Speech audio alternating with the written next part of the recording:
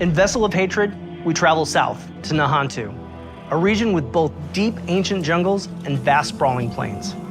It's the last stretch of land in Sanctuary's eastern continent, and we've packed it full of experiences for every type of player.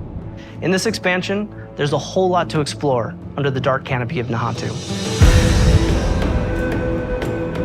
Nantu is the southernmost region of the eastern continent that Diablo 4 has been taking place in. It's the last region that we haven't visited yet so far in the game, but it is one that we've been to before in Diablo. There's lots of new areas. We have 6 in total. 4 of them are jungle themed, and then we have 2 that are Red Rock Canyon, but each one of them has their own unique identity. When you first arrive in Nantu, you're in this place called Lingering Hatred. This is high treetops canopies where you're almost walking amongst the branches high above the jungle floor. Imagine a thick canopy that the light is just barely poking through. The whole area has been infected by this thing called the Hollows infestation. The Hollows are a new enemy that's associated with Mephisto. They themselves are kind of like a tar-like substance creature born straight out of the depths of hell. It feels a little twisted. There's a sickness to the area itself. Humans have ventured into this deep part of the jungle where there's all this poisonous plants and flora. The dregs actually started experimenting with eating these hallucinogens, and it put them into this aggressive psycho rage.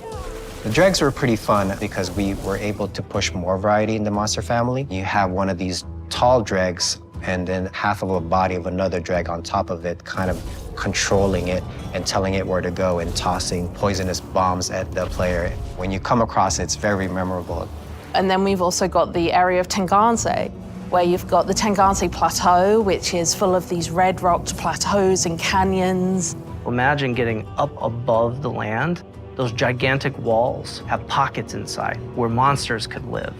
It offered up a lot of opportunity to bring back a monster family like the Lucunai. We're bringing them back in a new way here as a fully fleshed out monster family with multiple classes. What a more brute force looks like, what a caster looks like. They are very much apex predators, and we're definitely in their territory. And then there's a little sub-area called the Skittering Earth. The name alone makes your skin crawl. And it's bug infested, and you can see how the bugs have destroyed the jungles and kind of input their influence on it. Within the Field of Giants, you have these giant corpses of these long-dead demons that humans have begun to mine away at for their resources. While they've got a lot of use out of them, they're also toxic to the land around it. The notion of massive demons walking Sanctuary 1,000 years ago is really thought-provoking. Plateau's also got just this beautiful color scheme to the lighting. It's really lovely to be there. And then horrific at the same time, you know, it's great. The Mercenaries in Vessel of Hatred are a group of people who we like to describe as ordinary people with extraordinary skills. They have the same level of will to fight against the demons of hell. And there's 4 mercs that you can collect over the course of the campaign. It starts with Rahir, a blacksmith and a shield bearer, is a more defensive fighter. He's able to go in there and soak up damage, use his shield as a bulwark against the enemy. You meet him early on in the campaign, and he's one who introduces you to the mercenary network. You end up finding acquisition quests for 3 other mercs that you can find throughout the course of the story. Subo, the drunken archer, is gonna work really well for people who want someone who's out of the main melee, in the back, offering utility and that kind of range support. Then we have Variana, a berserker crone, who's a melee combat fighter, close range. She's got a really cool combat meter, a massacre meter, where you need to keep killing enemies to get the meter to be filled. She's got a bunch of really interesting utility skills that you can kind of build in. Finally, we have the demon child Aldkin, who's a magic user who can transform himself from human form to demon form and join you in combat. There's this really great reinforcement ability where you can take one of the mercenary skills and attach it to one of your powers so that when you use that skill, it calls them in to do a specific skill. With the Mercenaries for Vessel of Hatred, one of the things we are expanding on is the skill tree. For Diablo 3, you had a very basic type of mercenary, but this time you can actually push a little bit more into the skill tree and make the mercenary the way you would want to play. Going through each mercenary progression arc and outfitting their skill tree so that it's complementary to your character build, I think that's where the fun in the mercenary system really lies. The Dark Citadel is a new in-game feature that's coming in Vessel of Hatred.